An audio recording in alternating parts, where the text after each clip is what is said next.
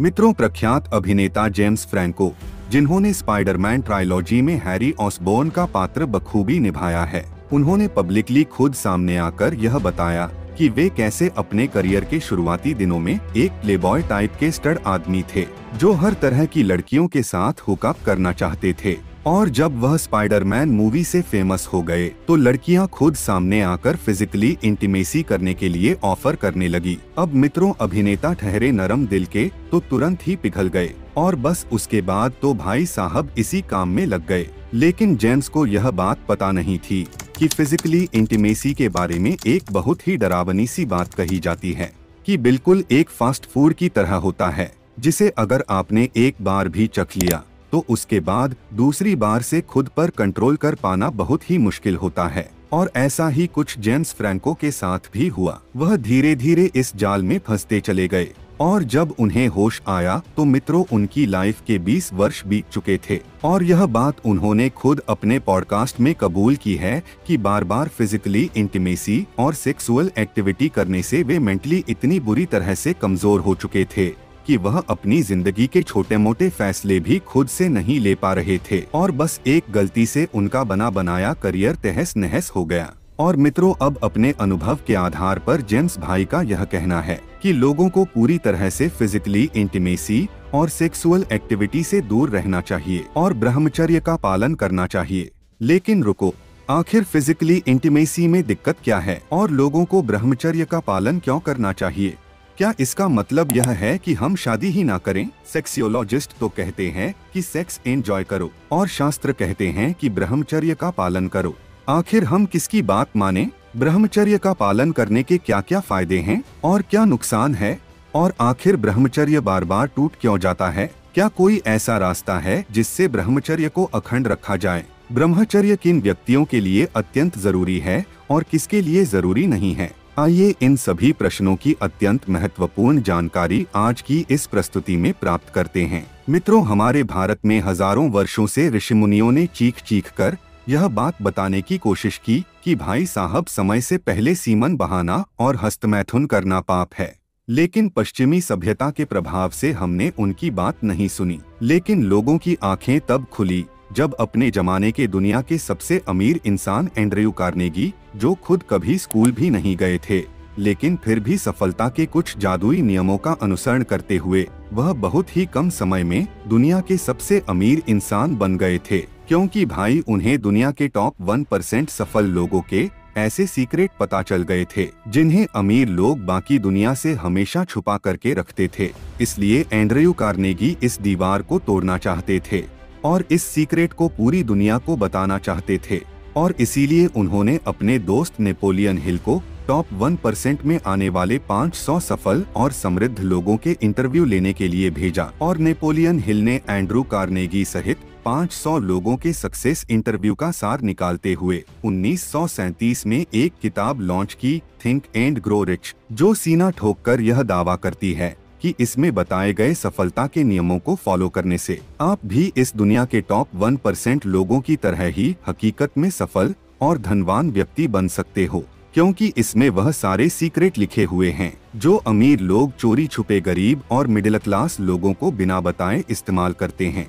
और इस किताब के chapter number 11 the mystery of sex transmutation में स्पष्ट बताया गया है कि दुनिया के सबसे अमीर लोग ब्रह्मचर्य और सीमन रिटेंशन के बारे में न सिर्फ जानते थे बल्कि इसकी चमत्कारिक शक्ति के इस्तेमाल से ही वे दुनिया के सबसे अमीर इंसानों में से एक भी बन गए थे। इसका प्रमाण आप खुद यहाँ हिंदी और इंग्लिश भाषा में देख सकते हो, जिसमें वह स्पष्ट रूप से बताते हैं कि सेक्स की चाहत सभी मानवीय चाहतों में सबसे शक्तिशाली चाहत है। इस चाहत के द्वारा संचालित होने पर व्यक्ति प्रखर कल्पनाशीलता, साहस, इच्छा शक्ति, लगन और रचनात्मक योग्यता विकसित कर लेता है, जो अन्य किसी भी समय में उसके नजदीक तक नहीं फटकती। सेक्सुअल संपर्क की इच्छा इतनी शक्तिशाली होती है कि इसकी संतुष्टि के लिए लोग प्राण और प्रतिष्ठा गंवाने का जोखिम तक उठा लेते हैं। यदि इससे निष्कर्ष निकाला जाए और इसे अन्य दिशाओं में मोड़कर देखा जाए तो यह प्रेरक शक्ति अपने सभी तत्वों जैसे प्रखर कल्पनाशीलता, साहस इत्यादि को बनाए रखती है।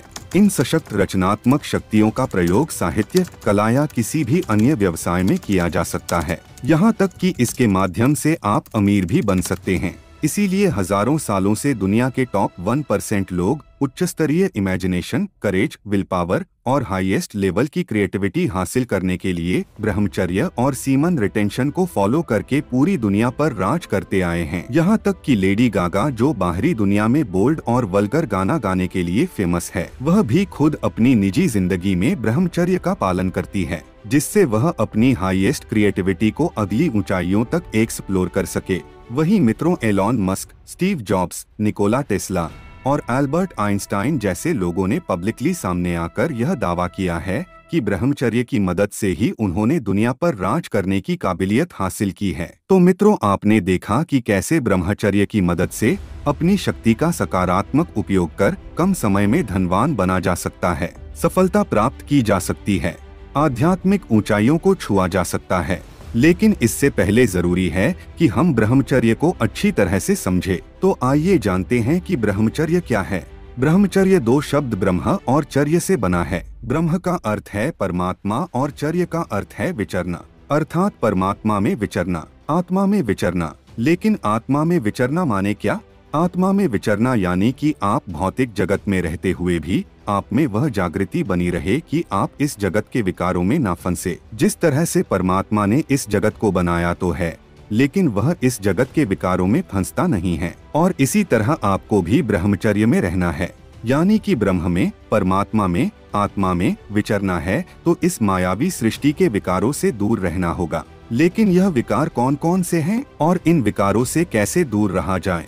तो इस जगत में 6 प्रकार के विकार बताए गए हैं, जो हमारे मन के शत्रु भी है। पहला विकार है काम, यानी कि वासना, कामना। जगत के जितने भी भोग है, इन भोगों को भोगने की लालसा, जिसे काम कहा जाता है।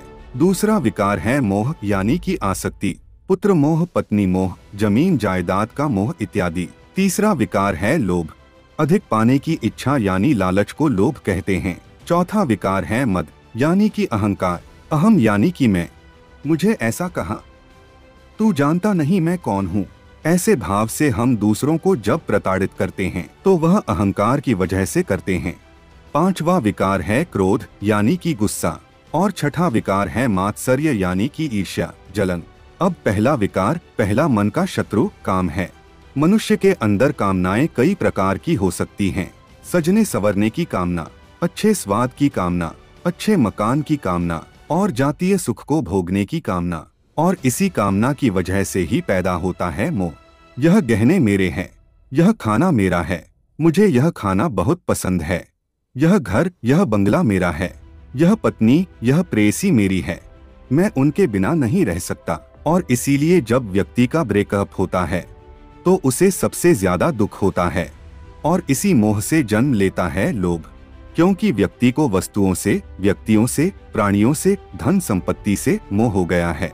और इसी मोह के कारण वह उन्हें ज्यादा से ज्यादा इकट्ठा करना चाहता है।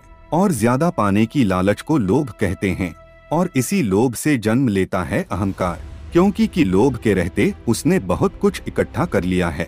मेरे पास इतनी जमीन है, मेरे पास इतना पैसा है, मेरे पास इतनी गाड़ियां हैं और बंगले हैं, इसलिए मैं कुछ खास हूँ। और इसी मद के चलते वह मैं करने लगता है। और जब उसके अहंकार को ठेस पहुँचती है तो जन्म लेता है क्रोध। व्यक्ति का ईगो डिस्टर्ब होने से व्यक्ति क्रोधित हो जाता है और न करने के काम कर लेता है। और क्रोध से ही जन्म लेता है मात्सर्य, यानी कि ईर्ष्या। व्यक्ति दूसरों की संपत्ति से, दूसरों की वस्तुओं से जलन करने लगता है कि यह तो मेरे पास होना चाहिए था, इसके पास यह कैसे है। और जब आप ब्रह्मचर्य का पालन करते हो और आप ब्रह्मचारी है तो आपकी इन विकारों के प्रति पूर्ण जागृति है और नियंत्रण है। एक ब्रह्मचारी में और एक सामान्य व्यक्ति में फर्क मात्र इतना है, सामान्य व्यक्ति पर विकारों का नियंत्रण है और ब्रह्मचारी का विकारों पर नियंत्रण है।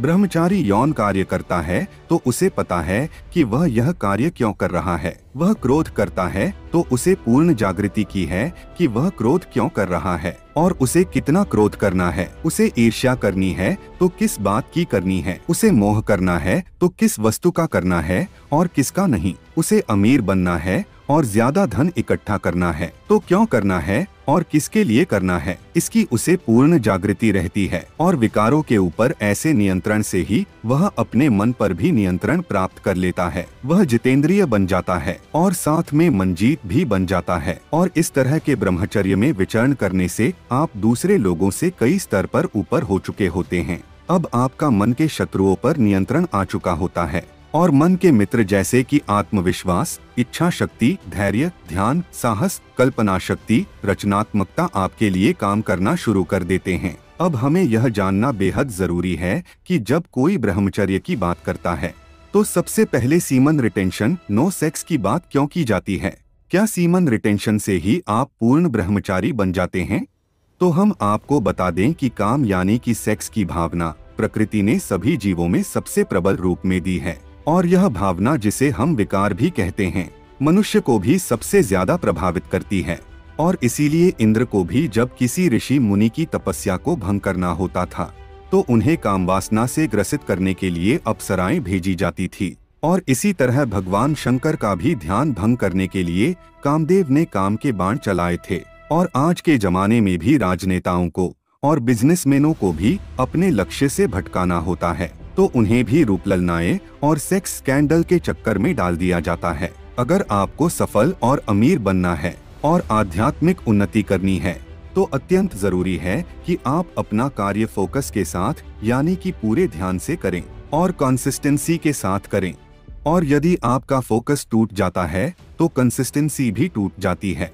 और यदि फोकस टूटा है तो इसका मतलब यह है कि मन के 6 प्रकार के विकारों में से किसी एक विकार ने आपको विचलित किया है। और इन सभी विकारों में काम यानी सेक्स का विकार सबसे ज्यादा विचलित करने वाला है। इसलिए आप देख सकते हैं कि कई व्यक्ति ऑफिस और संसद भवन जैसे अपने कार्यक्षेत्र, जहां पूर्ण एकाग्रता के साथ कार्य करना जरूरी होता है, वहां भी मोबाइल में पोर्नोग्राफी देखते हुए पकड़े जाते हैं।